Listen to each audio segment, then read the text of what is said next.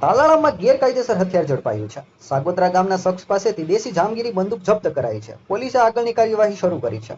નમસ્કાર મિત્રો, હું છું રિપલ વાઢેર અને તમે જોઈ રહ્યા છો voice of Gir Somnath.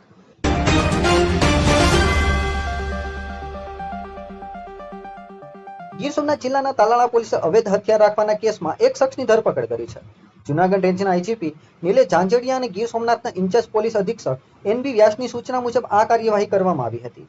Talala police સ્ટેશનના પીઆઈ જે.એન ગઢવીના માર્ગદર્શન હેઠળ સર્વેલન્સ સ્કોડે બાતમી મળી હતી. બાતમી મુજબ સાગોત્રા ગામના લતીફભાઈ અબ્બાસભાઈ મકવાણા ધાવા ગામની સીમમાં આવેલ ગોલ્ડ રૂટ ફાર્મ હાઉસ પાસેના જંગલમાં શંકાસ્પદ હાલતમાં હથિયાર સાથે ફરી રહ્યા હતા.